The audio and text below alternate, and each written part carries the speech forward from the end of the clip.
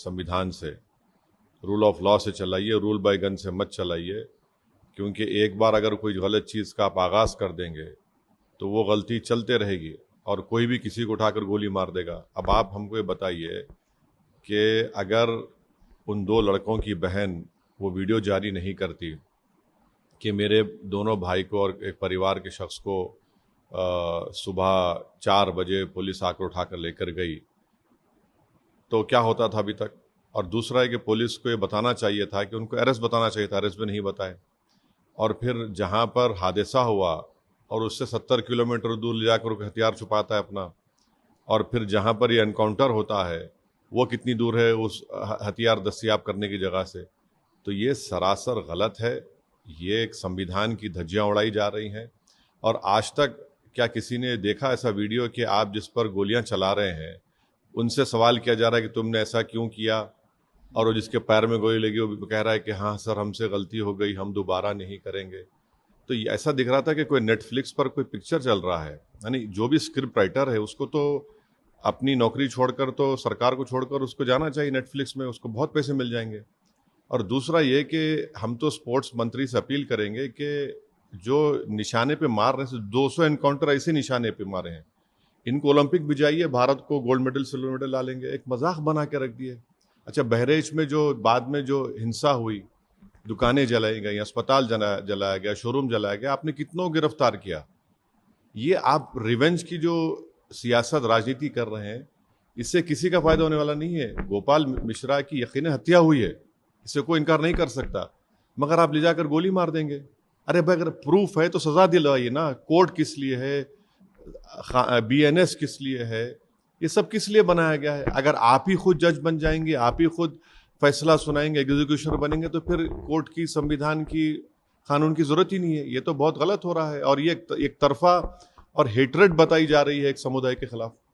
Sir, Maharashtra और झारखंड के चुनाव घोषित हो गए हैं। आपने झारखंड में पिछली बार चुनाव लड़ा, झारखंड में आपकी पार्टी ने काफ़ी एक्टिव रोल अदा किया था, तो झारखंड और महाराष्ट्र ने हमारी पार्टी ने झारखंड के लिए जनाब आदिल हसन साहब को और जनाब रियाजुल हसन अफंदी जो MLA से उनको भिजाया है। वो वहाँ पर जाकर देखेंगे कितने क्या करना चाहिए, कितने सीट लड़ना चाहिए, नहीं लड़ना चाहिए। और फिर अख्तर उल ईमान साहब, बिहार में भी बाई इलेक्शन है, यहाँ पर भी वो भी इसके जिम्मेदार रहेंगे।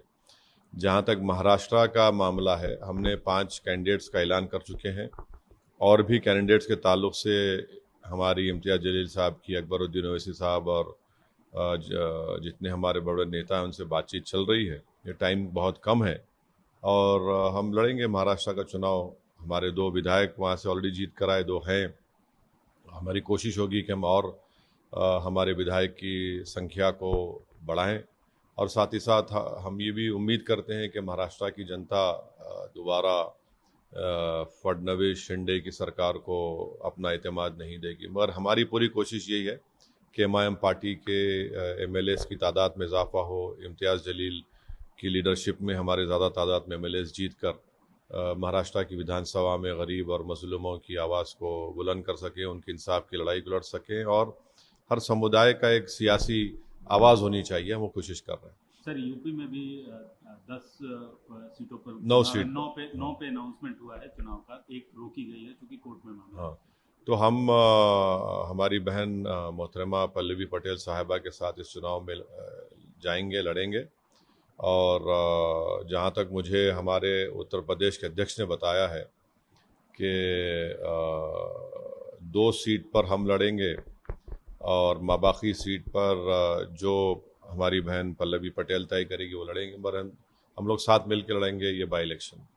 सर, लेकिन जो पिछले हरियाणा और जम्मू कश्मीर का चुनाव को देखें तो आप क्या जो रिजल्ट आए उसमें कहीं ना कहीं इंडिया अलायंस की यूनिटी नहीं दिख रही है।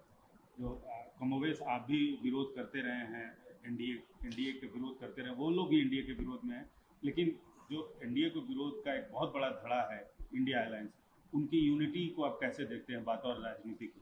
देखिए, महाराष्ट्र में हमारे अध्यक्ष एक्स MP और मोहतरम इम्तियाज़ जलील साहब ने कांग्रेस के नाना पटोले साहब को और शरद पवार साहब के NCP के नेता को लेटर लिखा लेटर लिखकर भी 1 महीने के ऊपर हो गया कि आइए बात करिए हमसे, हम भी नहीं चाहते कि महाराष्ट्र में फडणवीस और शिंदे की सरकार बने। अब वो उनको तय करना है, मैंने पब्लिकली भी इस बात को कहा है, तो अब और हम क्या कर सकते हैं। मगर हमको तो अपनी पार्टी है वहाँ पर, हमारे स्ट्रांग पॉलिटिकल प्रेजेंस है हमारा वहाँ पर। और आज से 3-4 दिन पहले जो मराठा रिजर्वेशन के एक बहुत बड़े नेता हैं जनाब जरंगे पाटिल साहब से भी इम्तियाज जलील साहब जाकर बातचीत की है, बहुत देर उनसे बातचीत हुई। तो हम तो कोशिश कर रहे हैं। अब देखिए, अब ये हर पार्टी को अपना अपना काम करना है, मगर जहाँ तक हमारी पार्टी पर लोग जो हमेशा सवाल उठाते थे, मैंने दूसरी तरफ से, जनता तो नहीं, हम तो बता रहे हैं अब ये उनको तय करना है। नहीं तो हम तो लड़ेंगे चुनाव। हमारे एमएलए हैं, 2 एमएलए हैं वहाँ पर। बैकुल्ला में हमारा एक एक्स एमएलए था, हम और कई ऐसी विधानसभाएं जहाँ पर हम लोग दूसरे पोजीशन पर आए थे पिछले विधानसभा के चुनाव में। तो हमको तो अपनी पार्टी के लिए तो लड़ना पड़ेगा। सर, लेकिन अभी भी आपने सवाल का जवाब नहीं दिया। इंडिया अलायंस की यूनिटी को आप कैसे देखते हैं? देखिए, मैं जिस चीज़ का हिस्सा नहीं हूँ, मैं कैसे उस पर बोल सकूंगा। एक बात और, पॉलिटिशियन आप नहीं, अब मेरा मानना ये है कि हरियाणा का इलेक्शन कांग्रेस पार्टी को जीतना चाहिए था बड़े आराम से, वो नहीं जीत पाए। तो उसके क्या कारण है, उसके क्या रीजंस है, वो उनको तय करना है। मगर मुझे तो ये समझ में आ रहा था कि उनको जीतना चाहिए था, मगर वो नहीं जीत पाए। तो जाहिर है ये तो उनको इंट्रोस्पेक्ट करना पड़ेगा। इसके बावजूद भी हम ये कह रहे हैं कि महाराष्ट्र में हमारे पार्टी के अध्यक्ष ने वो कोशिश की। अब बॉल बोलते हैं ना अंग्रेजी में, तो ball is in their court. हम तो अपना चुनाव तो लड़ेंगे। अब उनको डिसाइड करना है, उनको फैसला करना है। जैसा उनको अपनी पार्टी का फैसला करना है, वैसा हमको हमारी पार्टी का फैसला करना है। सर, बिहार में आज एक बड़ी घटना सामने आ रही है। कम से कम अभी तक जो आंकड़े आ रहे हैं, 35 लोग जहरीली शराब पी के कल से आज तक अभी खबर है कि अभी तक का जो आंकड़ा सामने है, 35 लोग जहरीली शराब पी के मौत हो चुकी है। ये बड़ी ही तकलीफदेह और दुख भरी बात है कि जिस प्रदेश में प्रोहिबिशन है, शराबबंदी है, वहाँ पर जहरीली शराब गरीब लोग पीकर मर रहे हैं। तो इससे बात मालूम हो रही है कि वो प्रोहिबिशन कोई जिस तरीके से होना चाहिए नहीं हो रहा है। बराबर वहाँ पर शराब मिल रही है, और ये जो पूरे स्मगलर्स हैं, ये जो माफिया है, ये मजबूत हो रहा है उससे। और एक वक्त आएगा ये लोग पैरेलल इकोनॉमी चलाएंगे। जैसा अमेरिका में जब कई बरस पहले, 80-90 साल पहले अमेरिका में वहाँ पर इसी तरह नशाबंदी की गई थी, तो एक अल कपून नामी बहुत बड़ा माफिया बन कर गया था इसी वजह से। तो ये तो सरकार का जिम्मेदारी है कि इस पर सख्ती से अमल करें। भाई, आप जब डिसीजन लिए हैं तो उसको रोकिए ना। और कैसे शराब मिलती है वहाँ पर? अच्छा, जिसको शराब चाहिए उसको मिल जाती है, मीडिया रिपोर्ट करता है। अब ये गरीब बेचारा, तो ये माफिया लोग इनको दे रहे हैं, जहर पी के मर रहे हैं। तो ये तो सरकार की जिम्मेदारी है कि उसको ईमानदारी से, सख्ती से रोके उस चीज़ों को। सर, एक अंतिम सवाल है, वो थोड़ा इंटरनेशनल इशू है और आपका इंटरेस्ट भी रहता है। इंडिया और कनाडा का जो इस समय चल रहा है रिलेशन को लेकर, इंडिया कनाडा रिलेशन को कैसे देखते हैं? नहीं, इस पर तो हम चाहेंगे कि जब पार्लियामेंट, विंटर सेशन पार्लियामेंट का शुरू होगा, उस पर एक बात डिबेट हो कि आखिर ये क्या है। और उससे गंभीर जो है वो अमेरिका का है कि हमारे एक शख्स को उन्होंने चेक रिपब्लिक से पकड़ लिया, और फिर हमारा भारत का एक हायर ऑफिसर्स का डेलीगेशन यूएस भी गया। तो ये बड़ा ख़तरनाक है कि जो भारत का एक नागरिक है, अगर वो बेकसूर है, तो नरेंद्र मोदी और सरकार को बोलना चाहिए कि जो चेक में पकड़ा गया उसको फ़ौरन अमेरिका से हम डिमांड करेंगे, छोड़े उसको। आखिर ये क्या हो रहा है, कैसे हो रहा है कि हमारा एक अमेरिका ब्लेम करता है कि किसी ने वहाँ पर असैसिनेशन के लिए $15,000 दिए, और जिसको दिए वो FBI का एजेंट था।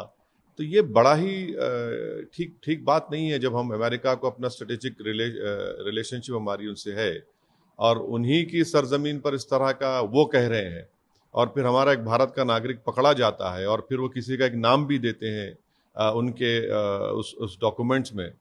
तो मैं तो ये चाहूँगा कि पार्लियामेंट में इसके ऊपर जब विंटर सेशन होगा, उस पर एक बात होता है, एक बहस हो, सरकार उस पर राजी हो और बताए देश को कि भाई क्या है। अगर वो चेक में जो पकड़ा गया वो बेकसूर है, तो हम डिमांड क्यों नहीं कर रहे उसको छोड़ने के लिए, जैसा हमने कुलभूषण के लिए पूछा था पाकिस्तान के लिए।